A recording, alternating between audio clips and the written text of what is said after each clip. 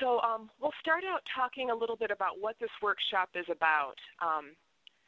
And Frances, why don't you go ahead and share this bit? So the topics that we want to go through, it sounds like a lot of this will be helpful to the issues you raised. First of all, we're going to talk a little bit about just what it means to be in a covenantal relationship individually and also as a congregation. We'll hear a little bit about our history, how we came to be covenantal as a tradition, what is a behavioral covenant, what distinguishes it, what's the process to use to start to develop them if you don't have one yet or if you're wanting to rework one now in your congregation. We'll go on from there to talk about once you've decided to move forward, what are the different steps to bring the full congregation into participation and ownership of it, and then how do you actually use it? How do you live it in the congregation? And then what it's not going to be about is a disruptive behavior policy. We actually have another webinar called To Dwell Together in Peace, which is available on demand. So if you're interested in that, there's another resource. And we're not really talking directly about conflict management. This is more inoculation, immunity, helping your congregation develop immunity around destructive conflict. But what we hope Covenant will do is enable your congregation to engage in creative conflict. Let me say just one thing about that. A few of you mentioned that you were dealing with conflict in your congregations. Now, one of the reasons we created the Right Relations Consulting in Metro New York was because we kept feeling like we were being called in too late in the congregational conflict process and decided intentionally to focus more on the front end, develop those inoculating skills, Covenant being a really effective tool. And we have seen a marked decrease in the amount of conflict consulting we're doing now that we're doing much more covenantal consulting. Excellent, thank you. So I want to start out with a little bit of history. Back in England in the late early 1600s,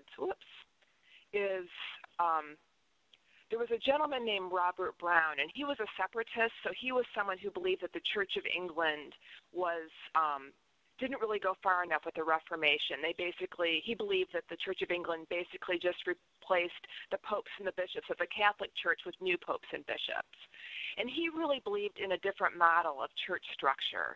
And what he did is he went back and he reread the New Testament and how Paul's churches were, all the church plantings. And basically they were house churches that were self-governing, and they were in relationship with one another.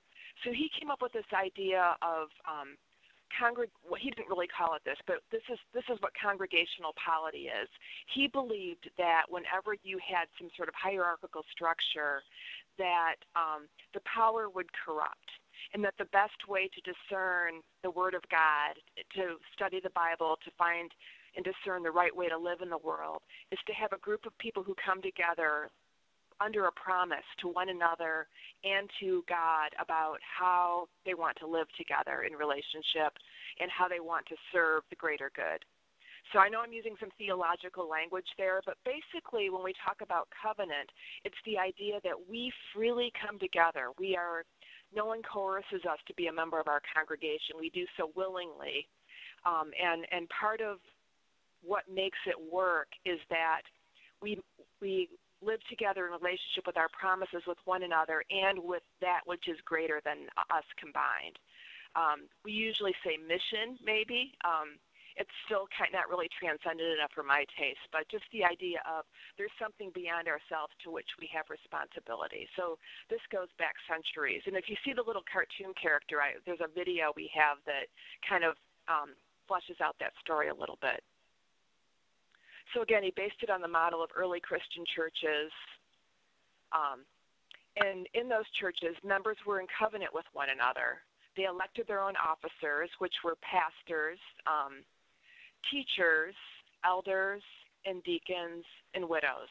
So the pastors were sort of the preachers who interpreted the word of God. the Bible, whatever.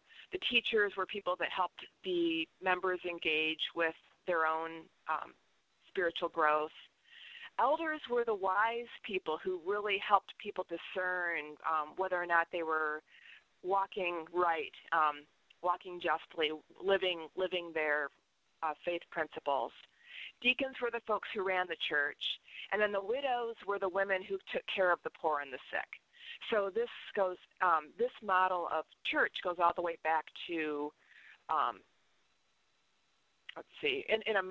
when the Pilgrims and the Puritans came over, they basically brought this model of church with them. So both the Pilgrims and the Puritans had this congregational model. And both those two groups sort of blended together in a way that you couldn't really tell them apart about a century later. And so in 1648, they, again, there's a little cartoon that explains this, but there was a synod that was happening in England where they were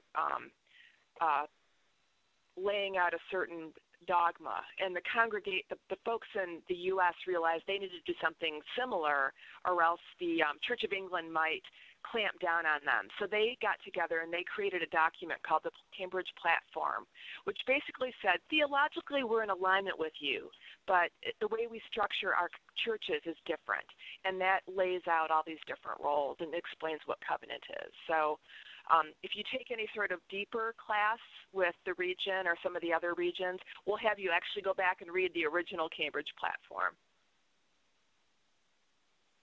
So part of the idea of the free church is we talk a lot about the freedom of the pulpit, where you enable your minister to speak his or her truth in love to the congregation.